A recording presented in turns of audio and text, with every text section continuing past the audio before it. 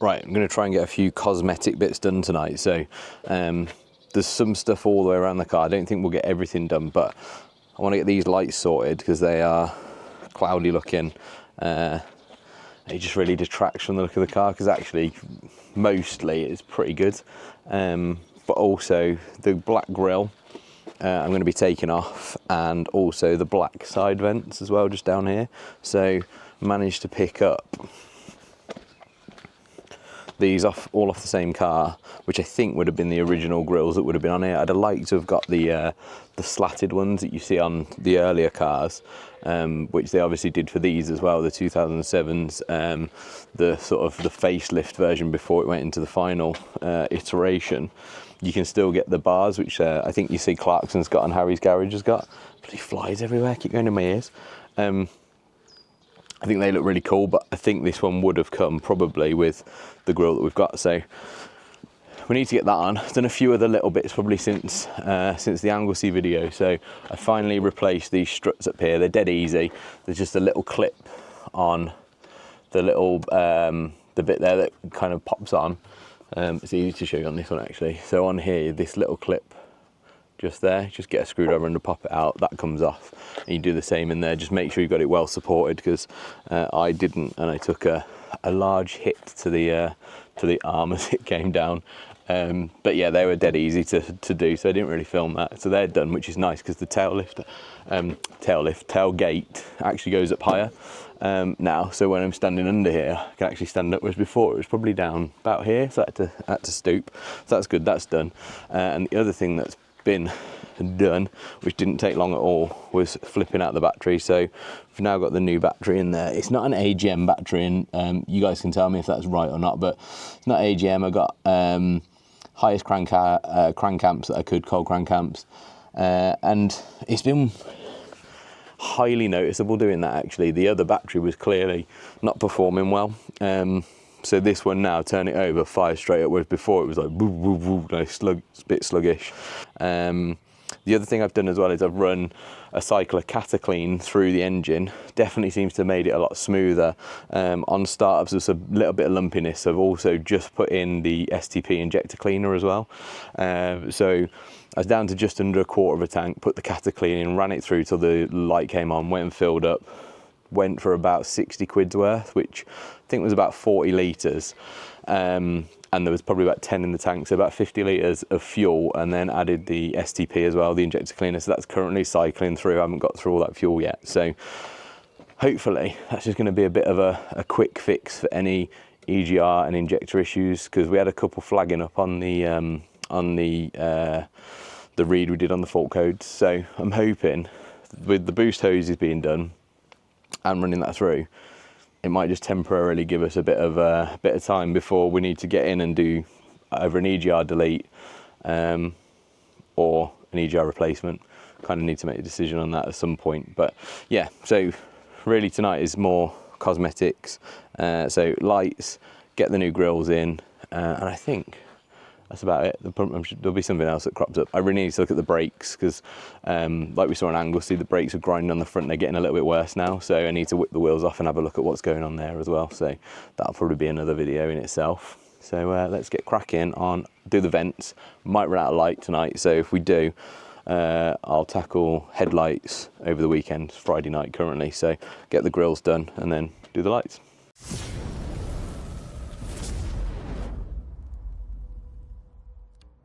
So for the grille, looks pretty simple, they normally are. So it looks like we're dealing with 1, 2, 3 fixings. And if we take a look at this one on the back, that pretty much correlates. So we've got a couple of clips that will lip over. So once we've taken these out, we should just be able to tilt and lift this out. And that is it fitted. So yeah, dead simple. There's just a little sensor behind here that you just clip into the back of the grille. So it just slides in there. This doesn't look to be an original grille. I think this is an aftermarket one. You can kind of tell it's not, the quality's not as good as the original one we've got over there. But yeah, as soon as that's clipped in there, you just kind of seat it in its position, which is pretty logical. It's got all these little tabs that just slotting in the corners, and then along the bottom there's tabs that it goes into, and that's it. You just screw it in and it's done. So yeah, I'm pleased with that. I think it looks good. Once these are detracting at the minute, once they're glistening and looking all new and that, I think they'll look pretty smart.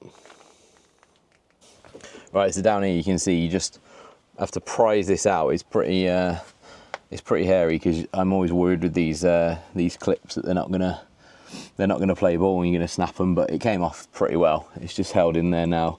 That final clip down there is just hanging on in there, and then the mud flap's got it.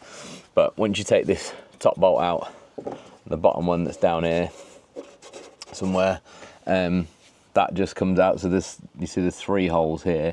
You just kind of need to angle it, and it's this top bit of trim. If you just bend that out slightly, it just pops out up here. Sorry, you couldn't see that. You just bend that bit out and it pops, and then new one should just slot in nicely, and then we'll bolt it up. Right, that's the grills done. So yeah, I'm losing light tonight, so I'm not going to tackle the headlights, but that'll come up in a few minutes for you guys. But yeah, I think that looks a lot nicer, and I think it just gives it that bit of originality. Once the lights are done, it look great. The other thing I forgot to mention is if you've been following along, the windscreen's been done. So the new windscreen came in. I'll put some footage in. The guy, when he fitted it, we had like an absolutely biblical rain shower. So we had the windscreen out, I'm pretty sure, just about to put the new one in, and the heavens opened. It was a beautiful sunny day like we've been having. It just came out of nowhere. Like my mum lives a couple of miles down the road. She had nothing.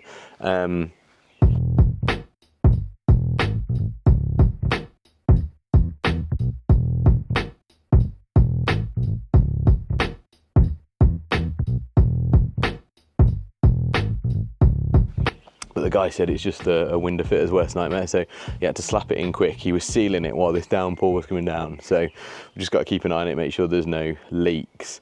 And the other issue he had was the trim just inside here. He couldn't get it off. The screw that sits underneath the little logo there was just spinning. So what he's done is he left the connections out and down here. So this one is for the element that heats the wipers.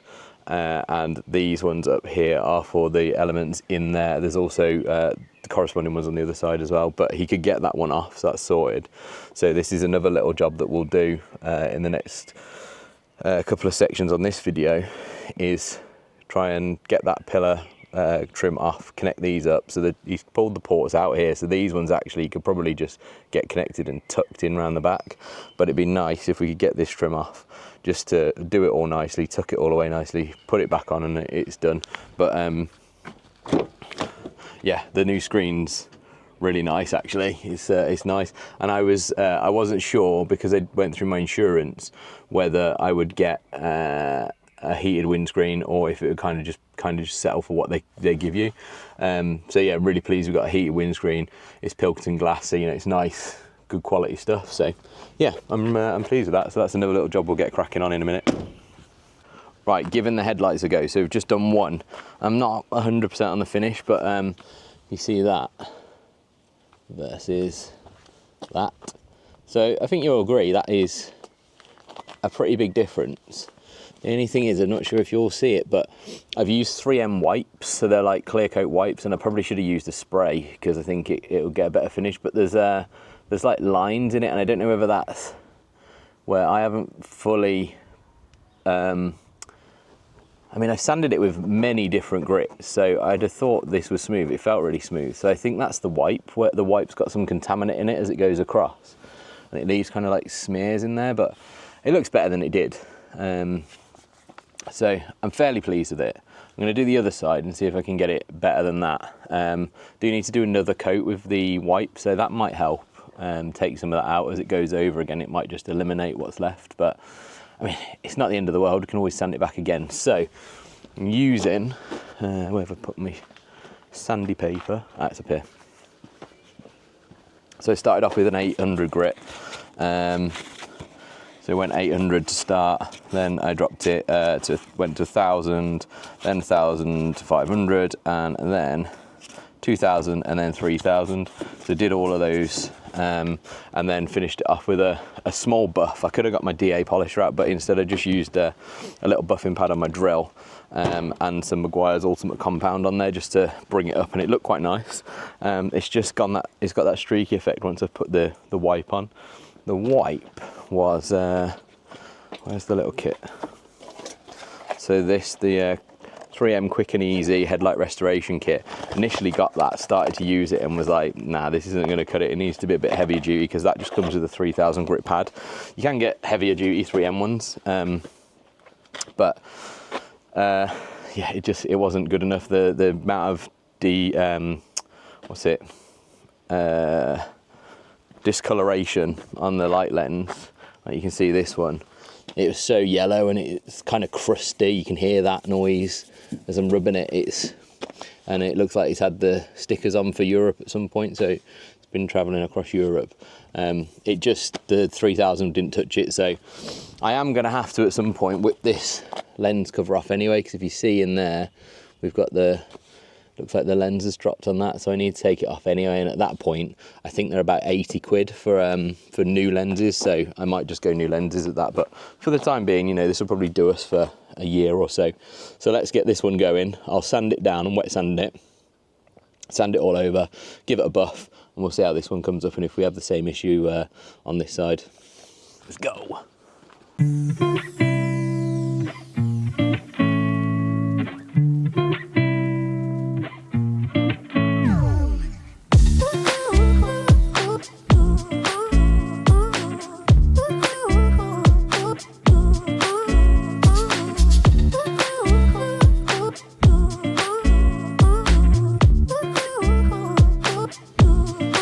Okay, so that's it done up to 3000 grit. I've got 5000. I did think about doing that, but the kit says to do up to 3000, and most of the kind of stuff I've seen online as well says up to 3. So what I'm going to do now is I've got this. It's pretty rubbish, to be honest. Using a DA would be a lot better, but I just can't be bothered to get all the cables out and stuff. So this is just going to basically buff this up a little bit. I'm going to use Meguiar's Ultimate Compound, which I've got up there. I'll just the pad's already kind of primed with that from the other one. Go all across there, get that sorted, and then buff it off, wipe it down with alcohol, and then I'll hit it with the wipe, and I'll show you the wipe up close when I do it, so you can see. I've double coated that side now, and actually it got rid of some of the smears. There's still some in there, and I think that's just the nature of wiping clear coat on. I think if we used a spray on Meguiar's do one, or in fact you could just use a UV resistant clear coat like you would use if you were spraying body panels or something like that as well, which might probably last longer. But for now, I'll use these wipes. We'll see how it goes, how long it lasts, and then we can always do it again or get new lenses. Right, so that's it after a light buff with Meguiar's Ultimate Compound. Like I say, that drill attachment isn't brilliant, but you know, it's done something. You can see it's lifted it from where we just left it with the 3000 grit, and it's lovely and smooth. So what we'll do now is just get this compound off. I'm going to take all the tape off as well because it's soaked. Give it a dry, get rid of all this remaining water, let the sun bake it for a minute because it's roasting today. And where's my cloth? And then what we can do is we'll apply the clear coat, and then that should be this side pretty much done. It's been quite a quick process, I'd say. I've probably been out here for about 45 minutes now. I've not been rushing, it's hot. So yeah, it's gone pretty well. I've had my little helper running around doing stuff. I say helper, she's not actually done anything to help this process, but it helps me that she's just keeping busy, so that's good.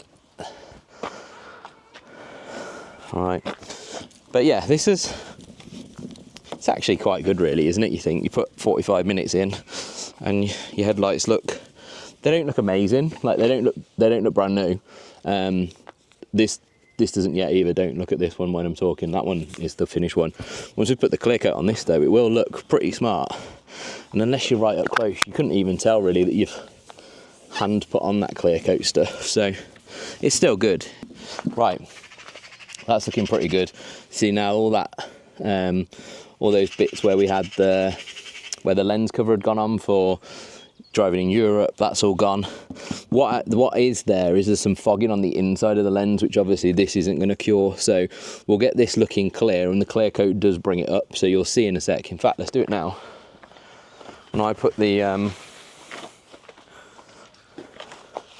using some standard isopropyl alcohol you can get on Amazon. What I would say is don't do this process if you've just washed your car. Bloody hell, this is proper kids proof. There we go. Don't wash your car before you do it, because it will get filthy with the wet sand in. And also don't wear your favourite jeans, because they also get covered in stuff. So now when I wipe this down with the alcohol, you'll see this is kind of what it's going to look like when it's finished. It will evaporate off quick, obviously, because it's alcohol, but that kind of gives you a bit of a glimpse of what it's going to look like. And if at this stage you're not kind of happy with how that looks, it's probably time to bust out the sandpaper again and go at it again. But yeah, that's nice and clean. So what I'll do is just let the sun give that a good warm up, bake off, and then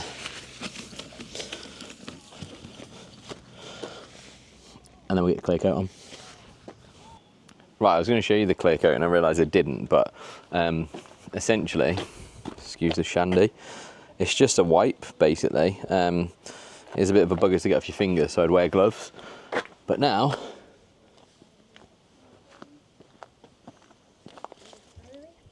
they're looking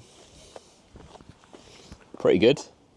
I'm pleased with that. I think they've come out pretty well. There is, like I say, they're not perfect, so you still do get the lines in, but they're way, way better than what they were before. So it really lifts the front of the car, and particularly since we put the silver grille on, the black grille almost felt like it was kind of hiding the fact that the lights were so bad, because everything kind of blended. But now the grille's in sort of a, I don't like saying it's a bit of bling, but it lifts the front. It's not bling, and that's not the kind of look I was going for.